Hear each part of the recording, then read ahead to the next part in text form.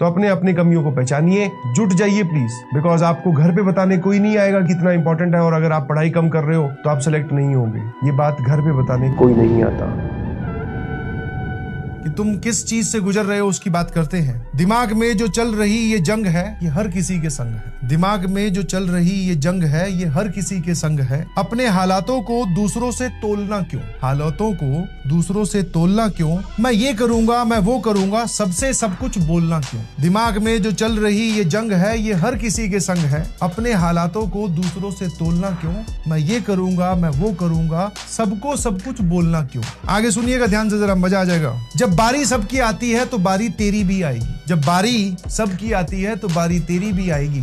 उस वक्त तू नहीं, तेरी सफलता शोर मचाएगी। तो do not compare your circumstances with any other कि वो तो सर डमी है, मैं स्कूल जाता हूँ, सर मैं ये कर दूंगा, मैं वो कर दूंगा। आप मोटिवेट कर दो सबका या सबके सामने सब कुछ बोलना। अपने प्लान्स को डिस्क्लोज मत कीजिए प्लीज, दुनिया की नजर लग जाती है। कर सकते हो तो करके दिखाओ, बोलना है क्यों? वरना 99.99% जनता तो यही करती है, मैं ये कर दूंगा सर, आप मुझे करके दिखा। आप सर एक बार हमें प्लान बता दो बैकलॉग कवर करने का, एक बार सर स्ट्रेटेजी बता दो, मैं 1 महीने में कवर कर दूंगा। नहीं जी, यहीं पे आप मात खा गए। स्ट्रेटेजी कुछ नहीं है, जो आपने टाइम कहीं पर भी और इन्वेस्ट किया तभी आपका बैकलॉग हुआ। अब वो टाइम वहां से खींच के लाओ और अब यहाँ इन्वेस्ट करो। तो अपने हालातों को भी दूसरों से कंपेयर मत करो कि वो एक प्रॉफिटेबल सिचुएशन में, अगर मैं उसकी जगह होता तो मैं ये कर देता। और दूसरे अपने प्लान्स भी डिस्क्लोज मत करो, प्लान्स भी डिस्क्लोज मत करो। स्टार्ट एक्टिंग ऑन देम, अभी से उस पे काम करना स्टार्ट कीजिए। और जब रिजल्ट आएगा तो तुम्हें कुछ बोलने की जरूरत ही नहीं है। आप अपने अंदर वाले कमरे में बैठे रहोगे, बाहर लॉबी में आपके पेरेंट्स, मोहल्ले के पेरेंट्स आकर डिस्कस कर रहे होंगे, अरे भाई यार इसने तो कमाल ही कर दिया, एक बार हमारे बेटे को या हमारी बेटी को इससे मिलवाओ ना। वो पूछना चाहते हैं कि भैया या फिर दीदी ने कैसे पढ़ाई की। तो तुम्हारी जो रिजल्ट आएगा वो अपने आप शोर मचा देगा सब तरफ। I hope and believe you got what I am trying to से।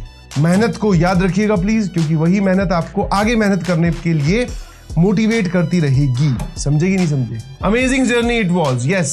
और अमेजिंग जर्नी का मतलब ये नहीं होता कि आपने सारी चीजें एकदम सही की। अमेजिंग जर्नी उसको बोलते हैं कि हमने कुछ गलतियां की, हमने वहां से सीखा और फिर उन गलतियों को सुधारने की कोशिश कर रहे हैं। So that is the definition of amazing journey. ऐसा नहीं होता कि अगर आप पूछो कि what is sir amazing journey, तो मतलब हमने कोई गलती नहीं की। नहीं, इंसान जो है वो गलतियों का पुतला है, सबसे गलतियां होती हैं। आपसे, मुझसे, जिस भी उम्र में आप रहोगे वही आपसे वहां पर गलतियां हो सकती हैं। But the main thing is learning phase किसको बोलते हैं, या अच्छा एक लर्नर किसको बोलते हैं? जो अपनी गलतियों से सीखे, जो आपने गलतियां की है, अब आपके पास में टाइम होगा उसको सुधारने का।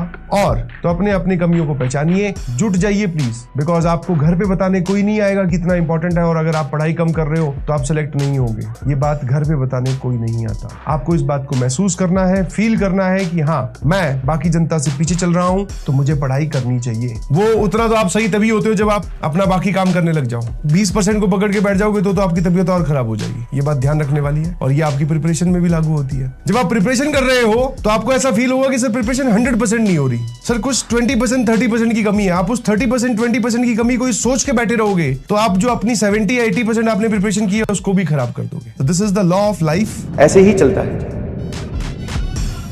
जो 1.5 महीने या 2 महीने, अप्रोक्सीमेटली 2 महीने का जो गैप है, आपने देखा कि 5 दिन हमने पढ़ाई की, पूरे संडे वाले दिन हम मस्ती करते हैं। बट हाँ, जब मस्ती करो तो पढ़ाई की तरफ ध्यान नहीं।